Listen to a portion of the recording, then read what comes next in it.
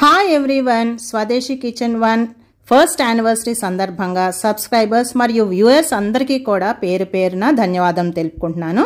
Thank you everyone. ముందుగా ఈరోజు మీకు ఒక మంచి స్వీట్ చూపించబోతున్నాను. అదే బన్సీ రవ్వ హల్వా. స్టవ్ వెలిగించుకొని బాండి పెట్టుకొని 1 కప్పు బన్సీ రవ్వ వేసుకొని నిదానంగా దోరగా వేయించుకోండి. బాగా డ్రై రోస్ట్ చేసుకోవాలి.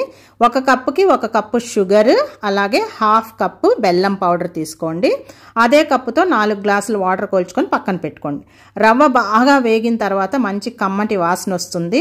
అప్పుడు రవ్వను తీసి పక్కన పెట్టుకొని అదే బాండీలో మనం కొలిచి పెట్టుకున్న నీరు పోసుకొని ఆ నీరు బాగా బాయిల్ అయిన తర్వాత మనం డ్రై రోస్ట్ చేసి పెట్టుకున్న రవ్వ వేసుకొని నిదానంగా కదుపుకుంటూ ఉండలు కట్టకుండా రవ్వని బాగా తిప్పుకుంటూ ఉడికించుకోవాలి. మీడియం ఫ్లేమ్లో పెట్టుకుంటే తొందరగా ఉడుకుతుంది.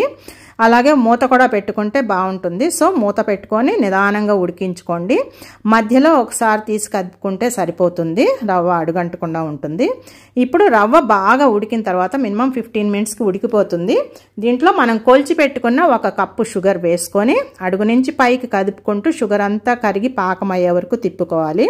సో షుగర్ అంతా కరిగి రవ్వలో కలిసిపోయిన తర్వాత మనం దంచి పెట్టుకున్న యాలకులు మరియు కుంకుమ పువ్వు పౌడర్ వేసుకోవాలి.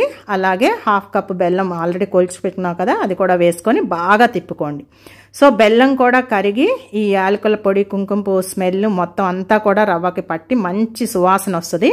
ఇప్పుడు 50 గ్రాముల ప్యూర్ గీ కూడా వేసుకొని అడుగు నుంచి పైకి మొత్తం రవ్వ ప్రతి గింజకి కూడా పట్టేటట్టు తిప్పుకుంటే మంచి సువాసనతో ఫ్లేవర్ఫుల్గా మనకి హల్వా రెడీ అవుతుందండి. మీకు నచ్చిన డ్రై ఫ్రూట్స్తో గార్నిష్ చేసుకోండి.